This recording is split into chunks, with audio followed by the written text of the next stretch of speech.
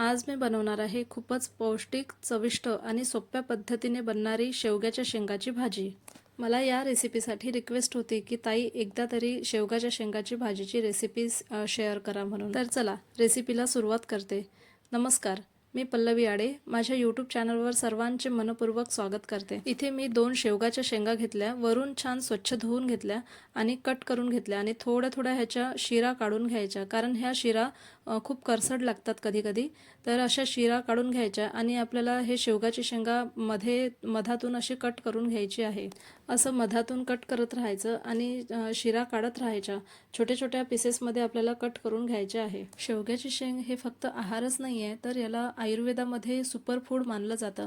मला तरी वाटते शेवगाच्या शेंगाचे फायदे सर्वांना माहीतच असणार. यामध्ये कॅल्शियम, आयर्न आणि व्हिटॅमिन्स यासारखे अनेक पोषक तत्व यात असतात. यामध्ये कॅल्शियमचे प्रमाण भरपूर असल्यामुळे हाडांसाठी खूप चांगलं आहे. तसंच लहान मुलांसाठी आणि वृद्धांसाठी तर हे खूप फायदेशीर आहे. तसं तर सर्वांसाठीच शेवगाच्या शेंगा खूप फायदेशीर असतात. तसंच डोळ्याच्या आरोग्यासाठी सुद्धा हे खूप फायदेशीर आहे, कारण यात व्हिटॅमिन ए ची मात्रा भरपूर आहे.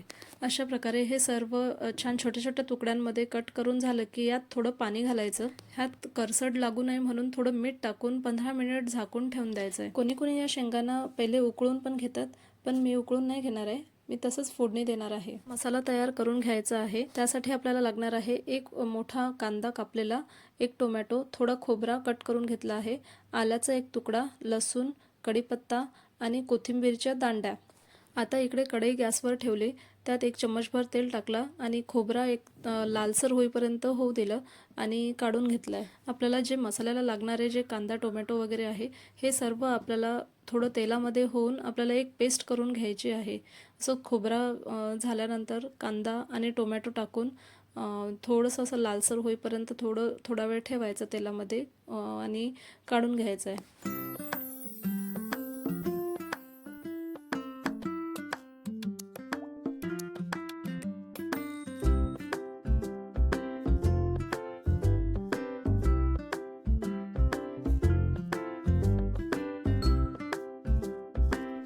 थोडं थंड झालं की एका मिक्सरच्या पॉटमध्ये घालायचं आणि आपल्याला त्यात कोथिंबीरच्या काड्या पण घालायच्या आहेत. कोथिंबीरच्या काड्याने थोडं टेस्ट छान येते. मी नेहमी कोथिंबीर निवडून झालं की ह्या काड्या साईडला ठेवत असते, कारण आपल्याला असा मसाला वगैरे बनवायचा असला तर ह्या कोथिंबीरच्या काड्यांचं छान भाजीमध्ये छान एक टेस्ट येते वेगळी. आता ही आपली एक पेस्ट तयार झाली आहे आणि आलं लसूणचं पेस्टसुद्धा मी एका खलबत्त्यामध्ये वाटून घेतलं आहे. आता कढईमध्ये 2 ते 3 चम्मच तेल टाकलं आहे. आता मला जास्त तर्री वगैरे करायची नव्हती, तर मी थोडं 2 ते 3 चम्मचच तेल टाकलं. जास्त तर्रीची भाजी खाल्ली की मग थोडा त्रास होतो ॲसिडिटीचा, त्यामुळे तेल थोडं कमीच घातलं आहे. तेल गरम झालं की जिरा मोहरी घालायची, कढीपत्ता घालायचा. कढीपत्ता छान झाला की त्यात आपल्याला आलं लसूणचं पेस्ट घालायचं आहे. आता यात आपण वाटून घेतलेला मसाला घालायचा आहे. हा जो आपण वाटून घेतलेला मसाला आहे, हा कमी गॅसवरच आपल्याला थोडा वेळ होऊ द्यायचा आहे तेलामध्ये.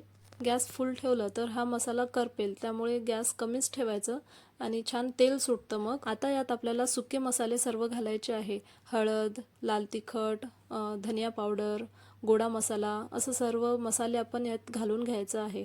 आता हे सर्व मसाले आपल्याला मिक्स करून घ्यायचं आहे. छान थोडं 3 ते 4 वेळा चम्मच फिरवून असं मिक्स करून सर्व घ्यायचं आहे आणि त्यानंतर टाकायचं आहे आपल्याला शेवग्याच्या शेंगा. आता शेवग्याच्या शेंगांना हे छान मसाले लागले पाहिजे असं ह्याला मिक्स करून घ्यायचं आहे. त्यानंतर मीठ घालायचं आहे चवीनुसार.